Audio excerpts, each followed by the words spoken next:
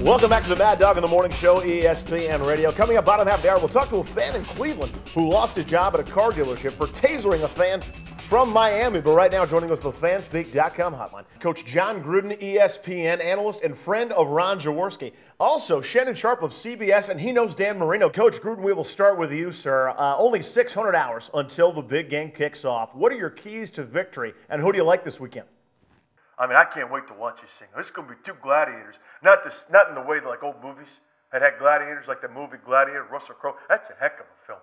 That's a good one. They're fighting the Germanic tribes in the beginning. That thing's all, they have flaming catapults back. I didn't know they had that. I did some research. I did a Google alert for a flaming catapult. Comes into my inbox. I'm looking at flaming catapults 6 ways from Sunday. I'm breaking down film on one TV screen. The other screen has got flaming catapults. That's fantastic. Aaron Rodgers, greatest football player in the world. He's also the greatest American alive today.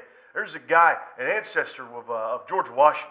Pretty good guy. I met that guy. Shook his hand in Poughkeepsie, New York. Aaron Rodgers is number 2 in that regard. Probably the greatest quarterback in the Western Hemisphere right now.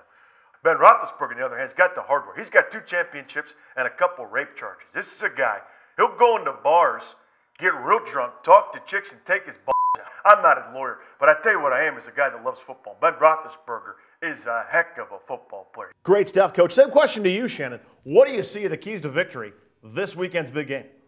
The key to this game is obviously defense.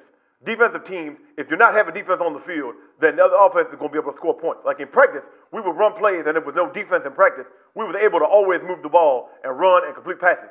I was so good when there was no defenders touching me, because defenders like to touch you in a very deviant and aggressive way. They put their hands on you in a very Roethlisberger in a ball kind of way. This is the grandest thing. This is the granddaddy of them all. This is the biggest game that there is in sports. So both the teams are going to want to win this game.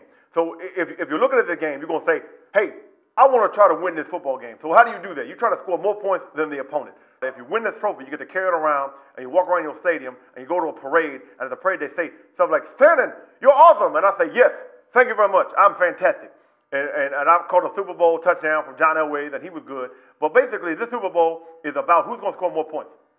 Mad Dog in the Morning Show talking to Coach Jon Gruden and Shannon Sharpe here on the Fanspeak.com hotline. Coach Gruden, you coached in a Super Bowl. What was that experience like? There are a lot of distractions Super Bowl week. I remember I went to a strip club. That's just because I like to exercise my demons in a way with a woman with low expectations.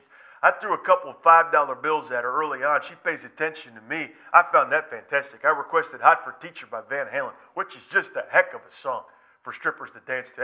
It was because what it gets out is your fantasy about having sex with your teacher. Anyway, coaching the Super Bowl was awesome. I mean, it was awesome.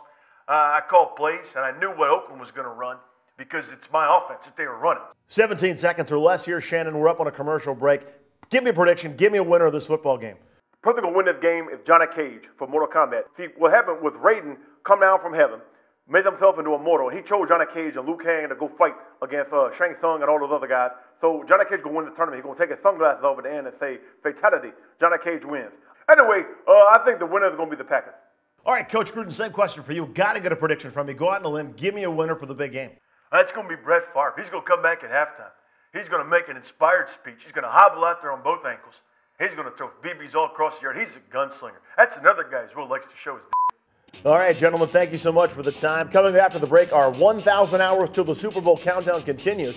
We will analyze the questions asked by the media, and we'll ask them some questions about why they asked those questions. Mad Dog in the Morning, ESPN Radio. Join Fanspeak.com, a new website that gives sports fans a place to have a voice. It's for fans of any team, and best of all, it's free. And be sure to check out Fanspeak.com for coverage during the Super Bowl, NFL Draft, and all your NFL offseason needs.